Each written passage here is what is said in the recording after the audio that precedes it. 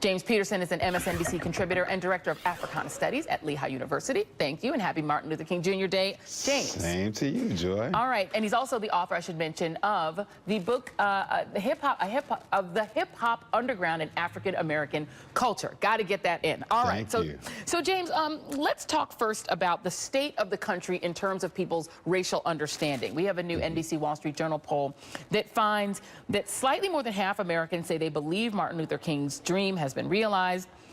But fully 7 in 10 African Americans believe that we're not there yet, essentially saying that they don't agree that people are judged by the content of their character and not by the color of their skin. White Americans much more likely to believe that people are judged fairly regardless of race. What do you make of that?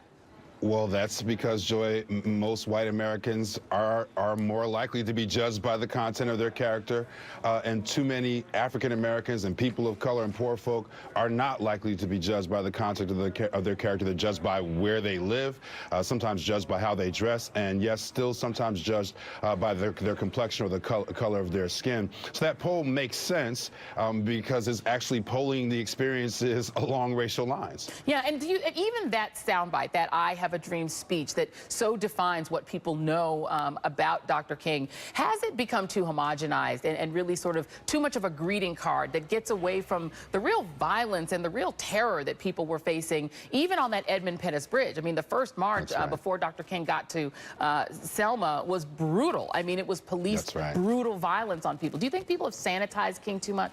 I think sanitation is the key word here, Joyce. Interesting to think about the fact that it's been a federal holiday for 30 years. That's a great achievement. A lot of people worked hard to establish that.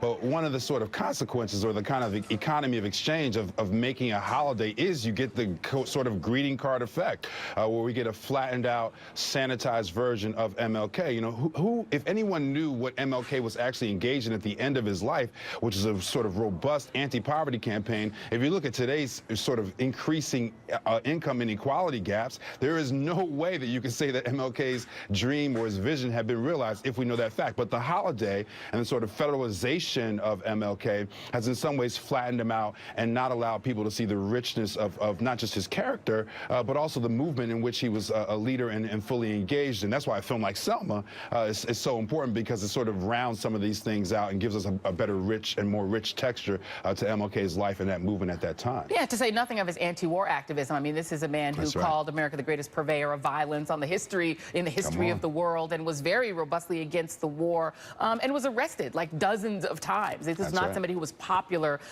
broadly at the time. Do you think that movements like this, there's hashtag movement now, Reclaim MLK, that's trying to put forward that more sort of radical king, that other version of Dr. Martin Luther King Jr., will that make people rethink who he was?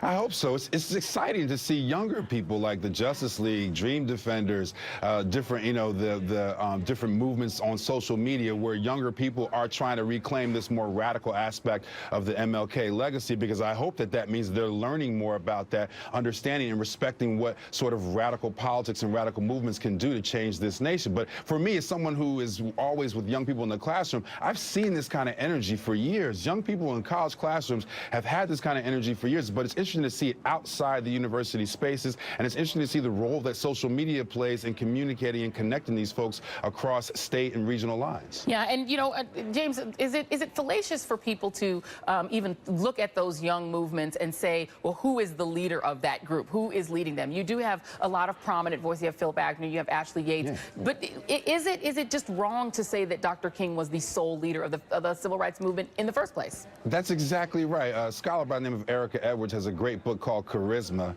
where she kind of traces the historical mythology of the kind of singular, rhetorically gifted, charismatic black male leader. And it is a myth. You know, even for MLK it was. That's another reason why Ava DuVernay's film is so great, because it shows you the cast of characters, the collection of leaders that are engaged here. There are leaders in the moment, young people, and you named a couple of them, but their organizations are really who are what's leading this movement. So it's the Justice League, it's the Dream defenders. It's the Ferguson Action Group. You know, there are a number of different organizations that are very well organized. They communicate across regional and state lines. And maybe we're looking for the wrong kind of leader. Like if we're looking for another MLK in the 21st century, maybe we're looking for the wrong thing. But if you're looking for groups of young people who are galvanized, energized, and organized, those folks are all across this nation right now. And they're out here marching today in honor of reclaiming MLK and that radical legacy. Yeah, they definitely are. And then one other question, James, is this whole question of volunteerism as the thing you do to honor Dr. King. There are a couple of great pieces. We have one up at msnbc.com that talks about the fact that Dr. King left a legacy that says that when we say Black Lives Matter, we're indeed saying all lives matter. Let's reclaim that legacy that calls us to go beyond volunteerism and nostalgia. And then there's another at the root that literally does go after this idea of making his birthday a day about giving back and saying that just defangs what his legacy is. What do you make of that? Is this the respectability politics debate